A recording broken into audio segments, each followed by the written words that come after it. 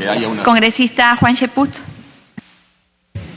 Presidente, eso no es un agregado, es algo que ya está en la Constitución. El presidente de la República acepta la dimisión dentro de las 72 horas siguientes. Y hay varias circunstancias que llevaron al constituyente a esto. El presidente puede que no se encuentre en el territorio, el presidente podría estar mal, o sea, son N. O sea, no es una cuestión que no va a aceptar el mandato del Congreso, sino que al presidente se le da un plazo prudencial para la aceptación. Por lo tanto, creo yo que es algo pertinente en el articulado, ¿no? Y como equivocadamente se ha señalado, no es que se esté agregando esto ya está acá en el artículo 132 de la Constitución. Presidenta, yo manifesté que siempre he tenido sobre ese artículo, porque sé que está en la Constitución actual, esa pregunta. Es casi una salida que se le está brindando al presidente de la República. No la han ejercido todavía, pero podría haberlo ejercido cualquier presidente. Y no tiene nada que ver con que esté o no esté en el país, porque cuando un ministro renuncia, cuando uno pone la palabra renuncia en una carta, porque se está yendo, pues, y las renuncias son de verdad. Incluso lo usual es agregarle la palabra irrevocable, ¿no es cierto? Y uno se va. No es que el presidente la deba aceptar o no, yo no creo que esa atribución se corresponda. Pero en todo caso, si es una renuncia de iniciativa, bueno, pues, que el presidente la acepte. Pero cuando se trata de un ministro censurado, ¿por qué el presidente de la República tiene que aceptar una renuncia?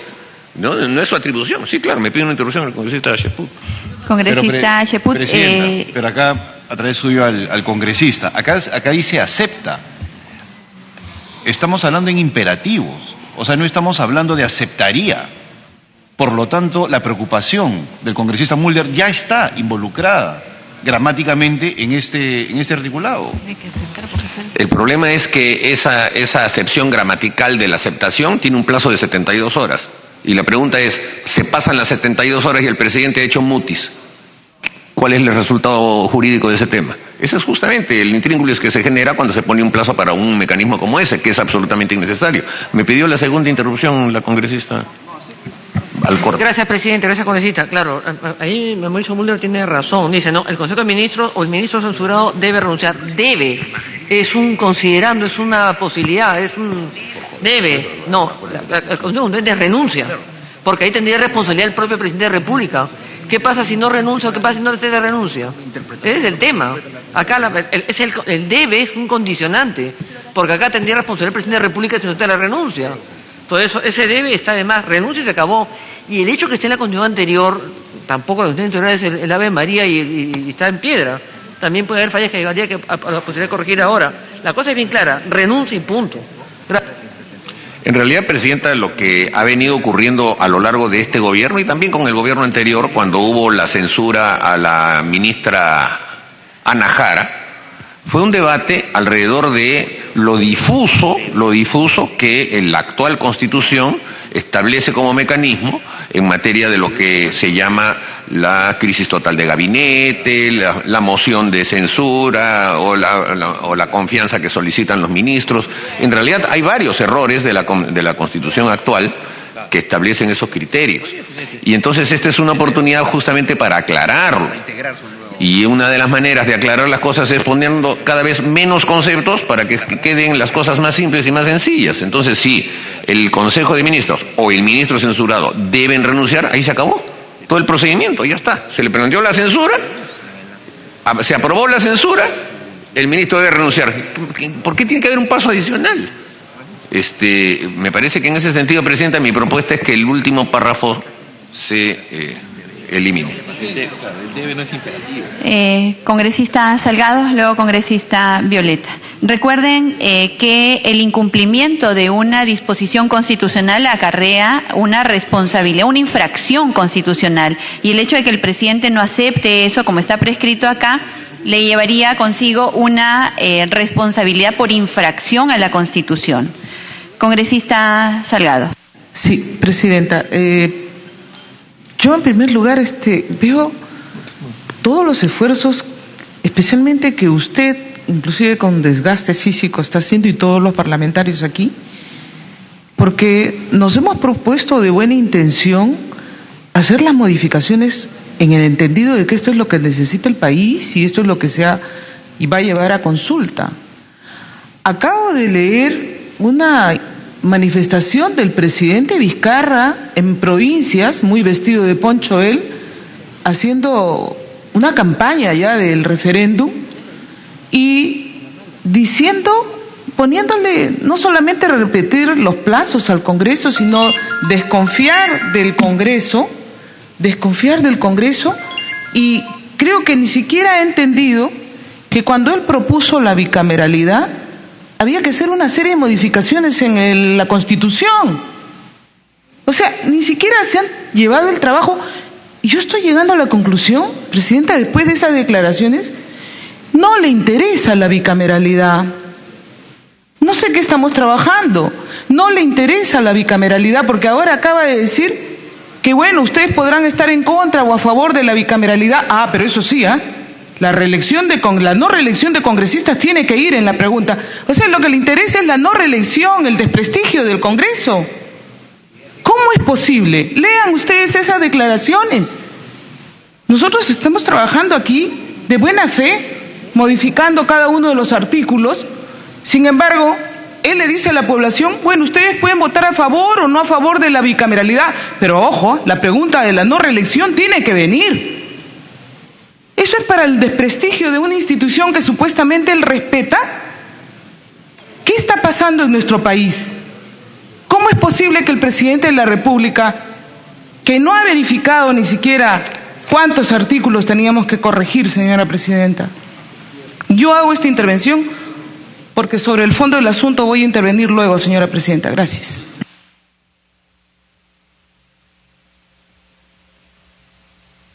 Gracias, congresista Salgado. Congresista Violeta, luego congresista Torres.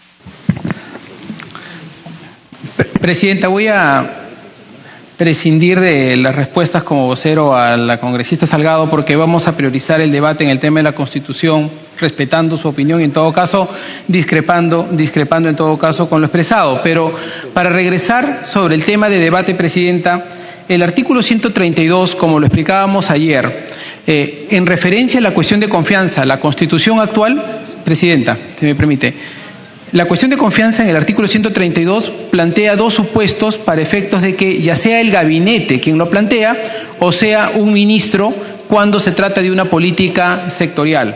En el texto que estamos considerando en este momento, estamos restringiendo a que sea el Consejo de Ministros quien plantee la cuestión de confianza. ¿No es cierto? Entonces, la valoración que tenemos que hacer en ese supuesto es que de no otorgarse la cuestión de confianza, pese a que podría ser por un tema sectorial específico, lo que termina cayendo es el gabinete en pleno. Yo concuerdo con la propuesta del congresista Velázquez Quesquén que se ha recogido aquí, en el sentido que la cuestión de confianza no la puede decidir solo un ministro. Es decir, sí me parece correcto que la cuestión de confianza, aun cuando la plantee el ministro, haya sido deliberado en Consejo de Ministros y que, como dice ahí, por acuerdo del Consejo de Ministros con el acta correspondiente, el ministro la ejercite frente al Parlamento. Pero si es que el ministro que ha sustentado su pedido de confianza ante el Consejo de Ministros primero a efectos de tener esa aprobación y luego ante el Parlamento a efectos de que se le apruebe la cuestión de confianza fuese denegado en su pedido, está claro que ese ministro no tiene nada más que hacer y se tiene que ir a su casa, porque se le ha denegado la cuestión de confianza y respecto de una política determinada y por lo tanto es inviable la gestión política y administrativa en la conducción del sector que tiene a cargo. Pero la pregunta que subsiste es ¿por qué esa cuestión de confianza que se puede realizar sobre una política sectorial tiene que comprometer a todo un gabinete? Porque entonces lo que estaríamos generando estaríamos incrementando las condiciones para que se produzca inestabilidad política en el país. Entonces, no pensando una vez más, yo sé que este ejercicio de sustracción de la coyuntura es difícil, Presidenta, pero creo que tendríamos que ponernos en una suerte de escenario ideal, ajeno del momento, en el sentido de tener que pensar qué efectos tiene políticos sobre las futuras coyunturas de nuestro país. Si es que nosotros aceptamos Si nosotros determinamos que por cualquier cuestión de confianza que se plantee por una política sectorial se tenga que ir todo un gabinete, me parece que lo único que estamos generando es un incremento de la conflictividad política y la confrontación de dos poderes, que es el legislativo y el ejecutivo. Insisto con la siguiente idea. Me parece absolutamente correcta que el ministro venga a plantear una cuestión de confianza sobre que ha sido previamente acordado en el Consejo de Ministros. Correcto. Que tenga una formalidad del acta, correcto. Pero lo que no me parece es que ese acuerdo comprometa a todo un gabinete en términos de responsabilidad política. Gracias, congresista Violeta. Congresista Mulder. Presidenta, de acuerdo al artículo 206 de la Constitución, la facultad de hacer modificaciones constitucionales es inherente, exclusiva del Parlamento, sin duda alguna.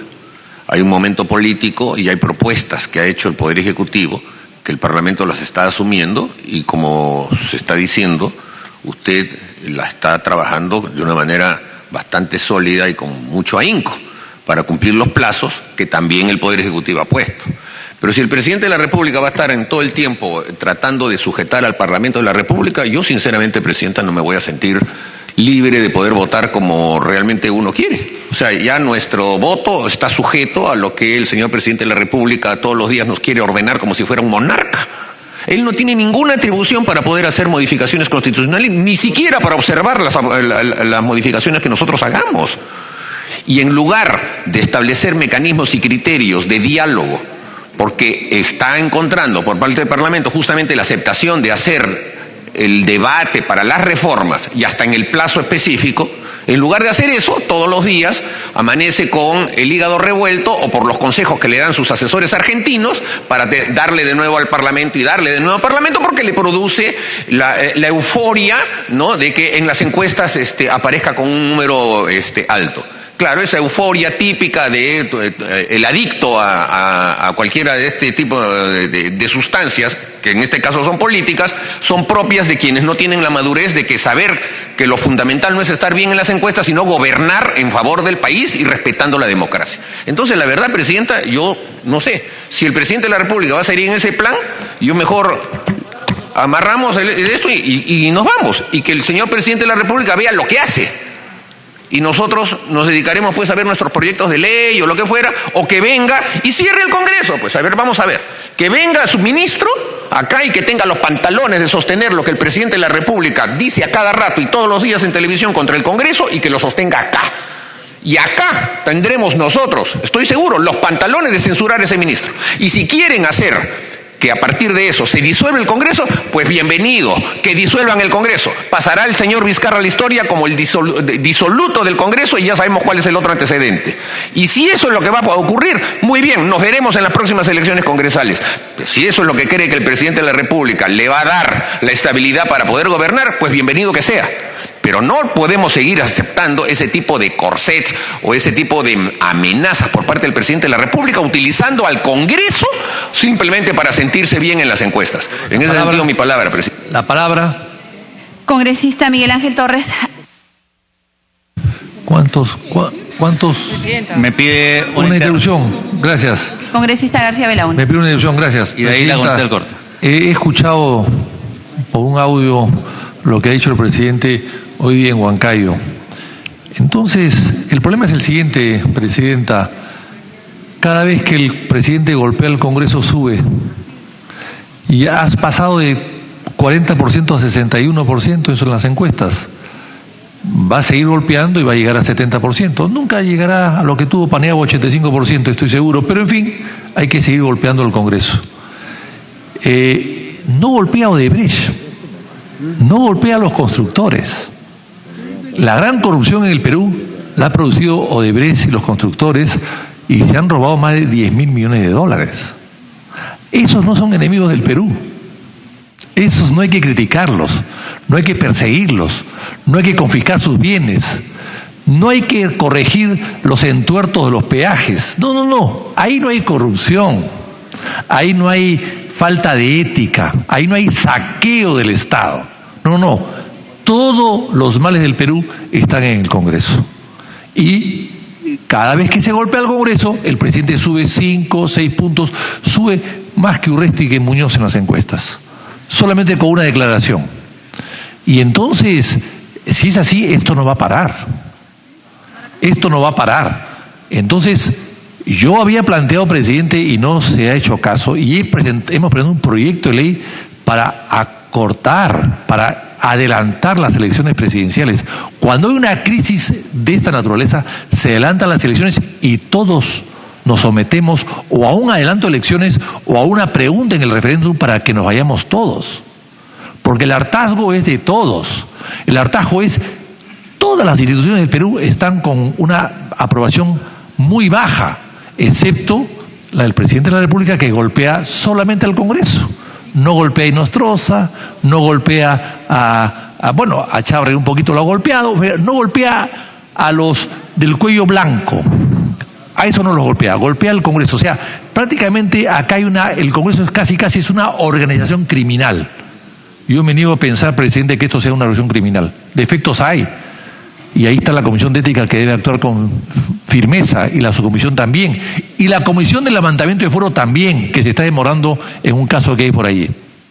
Pero, acá, para terminar, presidenta, acá el asunto es muy claro.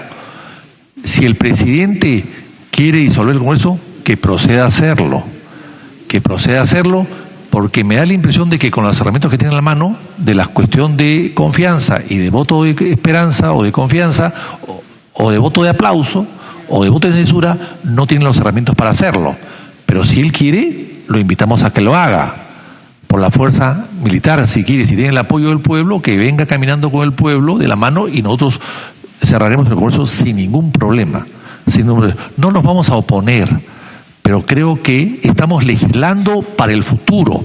O sea, lo que el presidente no puede hacer es presentar 4 preguntas, que me parece que estamos todos de acuerdo en formulárselas al pueblo, pensando en la mayoría parlamentaria del día de hoy. Por suerte, el fujimorismo hoy día maneja el Parlamento, pero no lo va a manejar siempre. Yo estoy seguro que la próxima elección va a bajar a los 12 que eran antes. Pero no legislamos pensando en ello. No hay que legislar pensando en la mayoría del día de hoy. Cuando se reforma una constitución, estamos pensando en el futuro del país. Las reformas en la constitución deben durar 50, 100 años. O sea, estamos legislando ahora no pensando en esta mayoría, que puede y que tiene muchos defectos y que ha cometido muchos errores. Estamos pensando en el futuro, en los gobiernos futuros, y no pensando en el encono que hay hacia esta mayoría hoy día, que se traduce y se contagia a todo el Parlamento. Vamos a estar legislando en función de este momento y no en función del futuro. Las reformas son para que queden, no para que sirvan solamente para una coyuntura totalmente pasajera, presidente. Gracias, congresista García Belaúnde. Congresista Alcorta. Gracias, presidente. Y gracias, congresista. Acá empieza a llamar la atención por tercera o cuarta vez. ¿Cuál es el temor? ¿Cuál es el miedo del presidente Vizcarra? Un presidente que ha llegado de casualidad al gobierno con la vacancia del señor Kuczynski. Él no fue elegido como Martín Vizcarra. Él ha entrado por una suerte de relevo. En Chile no hay vicepresidentes. El ministro del Interior es el vocero y es el que asume cuando la presidenta no está.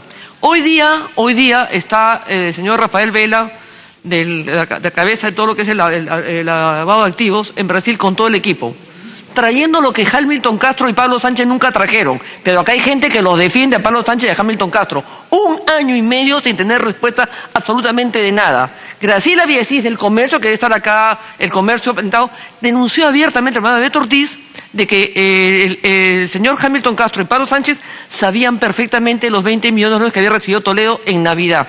Y no hicieron absolutamente nada, y Toledo se mandó mover el 11 de enero, comprando el pasaje en efectivo a medianoche, huyendo del país. Pero acá están con los ojos fijados en otro lado. ¿Cuál es el problema? ¿Cuál es el temor? ¿Cuál es el miedo que tenía acá? O sea, presidenta, acá las cosas bien claras. ¿Cuál es la tapada que quieren hacer acá? El presidente Vizcarra se ha paseado por todo el país despotricando del Congreso, agarrando la corrupción de la Fiscalía y del Poder Judicial y trasladándola a nosotros.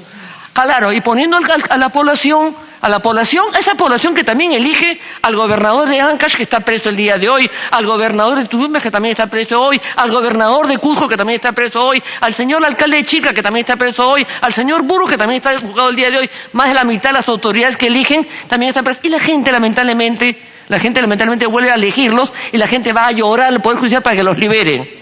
Al pueblo también hay que ayudarlo a decidir, Presidenta. Lo que es inaceptable, estoy hablando, lo que es inaceptable, presidente, es que habiendo asumido la situación en la que estamos prácticamente a 48 horas de terminar con estas 4 propuestas, el presidente siga despotricando el Congreso.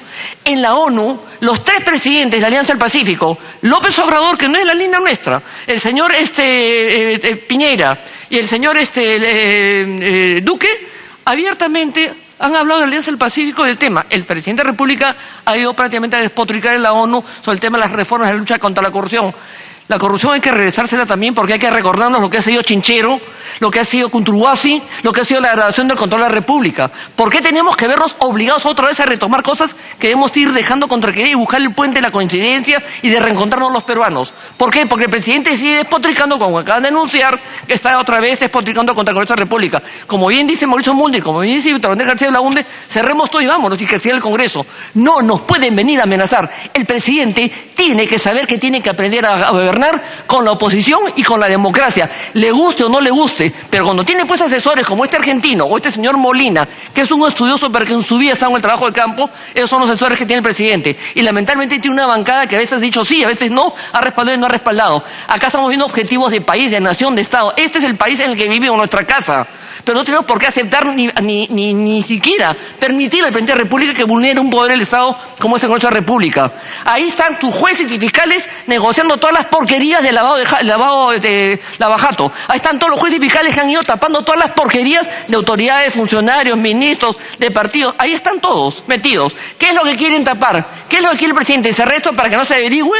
Se cierra el Congreso y se acabó el lavajato. Se cierra el Congreso y jamás sabremos la verdad de la corrupción y el sacado más grande de la historia de la República, presidente. Y yo estoy en la misma disposición de Mauricio Mulder y de Víctor Andrés García. Cerremos y vámonos, que haga lo que le dé la gana al presidente. Gracias.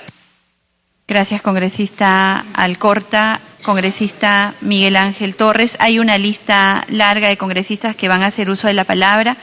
Tenemos en debate el artículo 132 en este momento.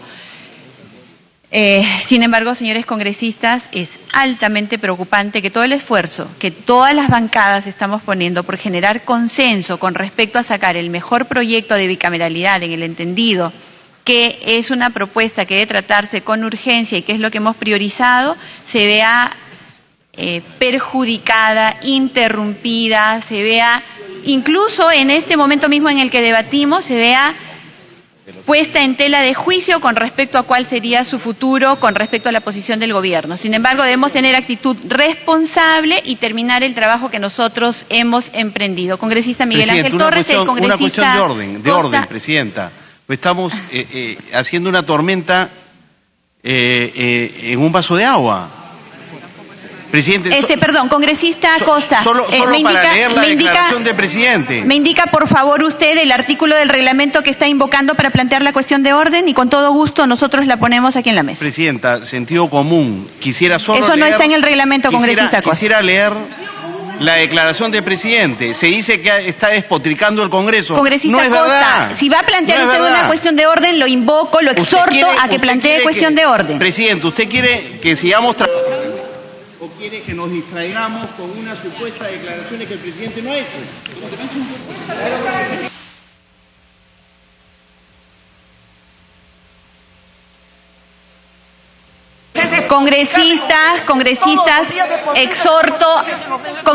Exhorto al orden. Congresista Miguel Ángel Torres, tiene usted el uso de la palabra.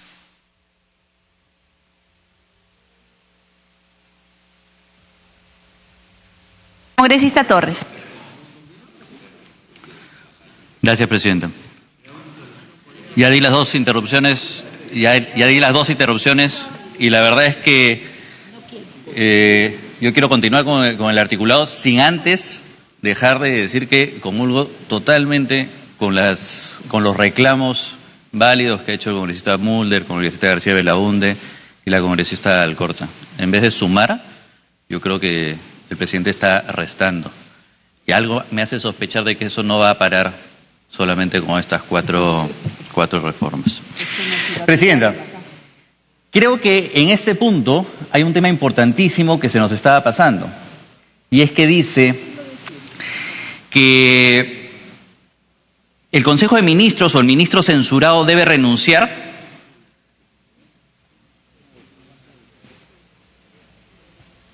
y debe ser agregado. Ya lo pusieron, me parece muy bien.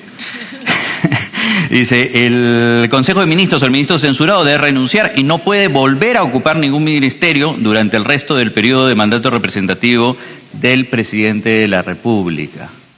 O de la manera como lo acaban de redactar en estos minutos. Yo creo que eso es vital, me parece muy bien que lo hayan agregado, presidente.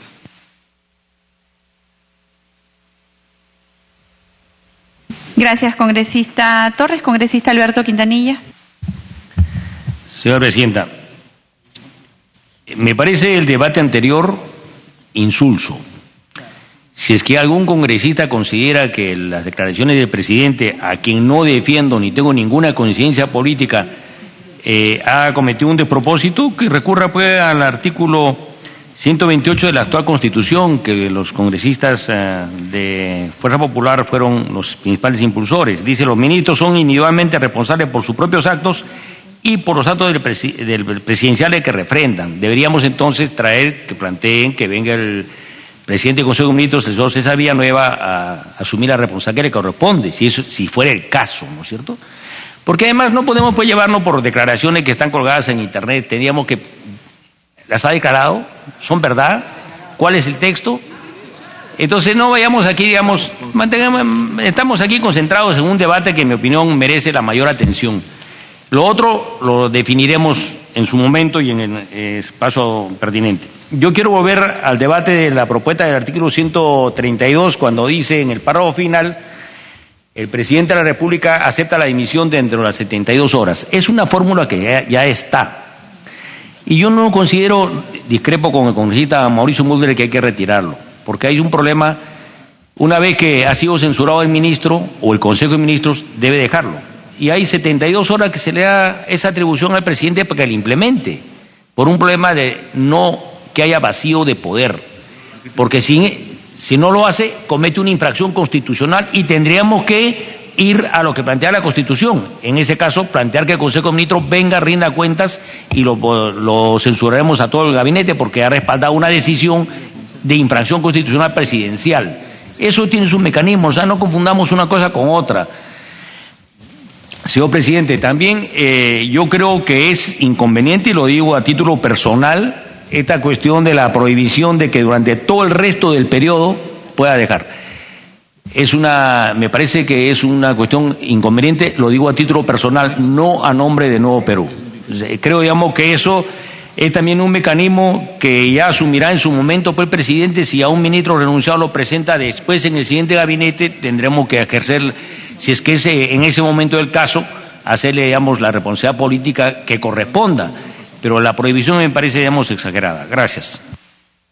Gracias, congresista Quintanilla. Congresista Úrsula Letona.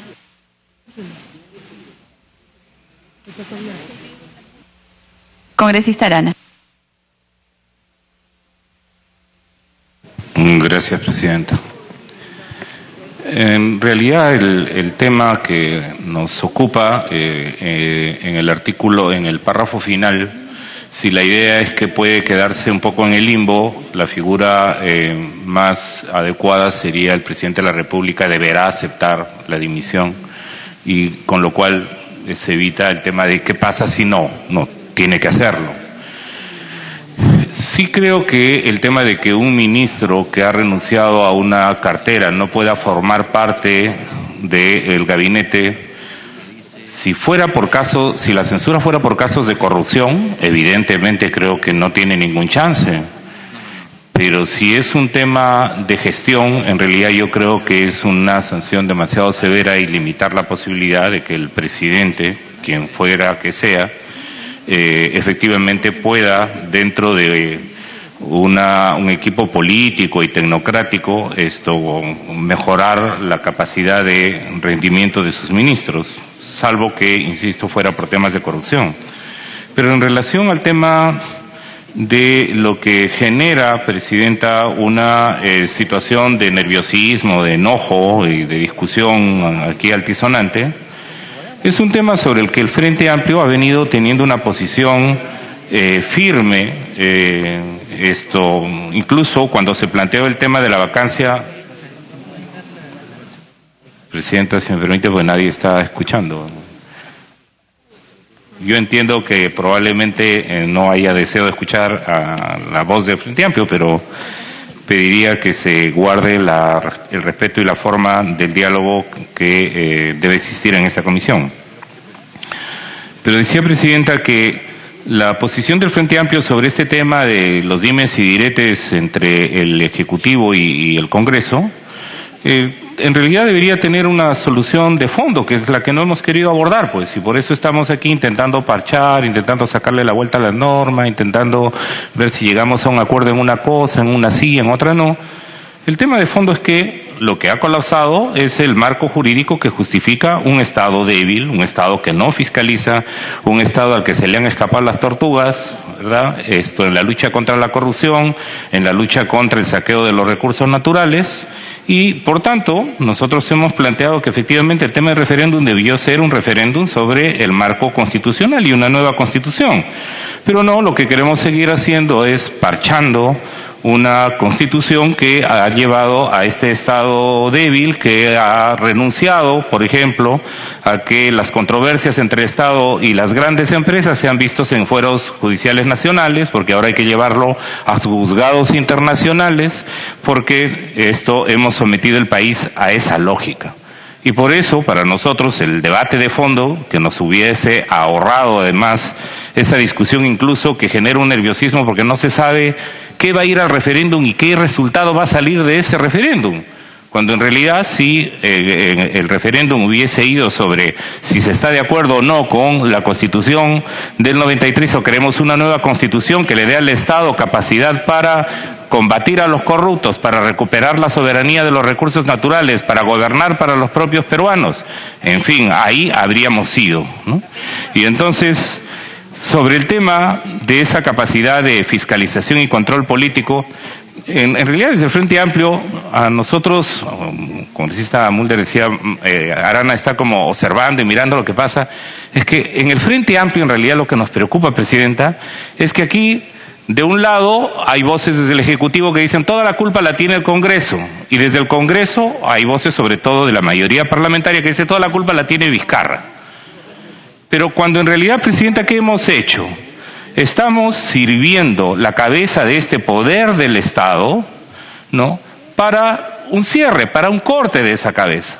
Si este Congreso, ¿no?, abdica de su capacidad de fiscalización, de control político, ¿no?, y pisotea por la vía legal, reglamentaria, cosas que serían inaceptables, como en lo que se está volviendo a convertir la Comisión de Ética. Hace unos meses de la Comisión de Ética nos retiramos todas las fuerzas políticas. Se llegó a un acuerdo de que se pudiera recomponer, que estuviera en manos de alguien de la oposición y estamos en esa Comisión de Ética con más de lo mismo. A medianoche votamos aquí un blindaje a Inostroza, Ríos y compañía para que la Fiscalía no se meta con ellos. Y entonces, Presidente, ¿quién tiene la culpa? Presidenta, usted antes ha permitido que haya un debate político acá en que toda la culpa la tiene el Ejecutivo. En que la culpa la tiene todo el Ejecutivo, y cuando los congresistas de su bancada lo dicen, ahí los demás tenemos que escuchar nada más. Cuando aquí la responsabilidad de este Congreso se está haciendo el harakiri, Presidenta, y se está haciendo el harakiri cuando se presenta en su capacidad de fiscalización totalmente abdicando. Cuando aquí el señor Inostroza y el señor Ríos pueden seguir delinquiendo porque ha habido un voto a medianoche que efectivamente los ha librado de un cargo importante y que quiere maniatar la capacidad del Ministerio Público. Y en la reforma constitucional, Presidente, en el artículo 100, por ejemplo, hay un tema que hemos estado discutiendo el día de ayer sobre el hecho de que efectivamente la última parte del artículo 100 le impone a la Fiscalía la posibilidad de no investigar aquello que que acuerda el Congreso de la República. Ayer hubieron intervenciones en esa perspectiva de modificar ese artículo o eliminar la parte última del artículo 100. Hemos ido a otros temas del debate, no hemos sacado el tema y hemos pisoteado la capacidad de fiscalizar todavía pensando que ese artículo está vigente. Cuando estamos hablando de la reforma, habría que ir sobre ese artículo. ¿Y cómo se resolvería la crisis política sobre la que antes se ha discutido? Con lo que ha planteado el Frente Amplio, Presidenta. Es tiempo ya de plantearse, no es si el presidente quiere cerrar el Congreso. Vayamos a elecciones generales. Vayamos a elecciones generales por la cual el Congreso de la República se ha cerrado efectivamente y el presidente tenga la hidalguía de decir vamos a convocar a elecciones generales y que efectivamente la ciudadanía sea quien decida y encontramos una solución para que aquellos que están amparados en que el Congreso les va a encubrir las mafias vinculadas a la corrupción y al narcotráfico va a terminar de una vez, Presidenta. Gracias.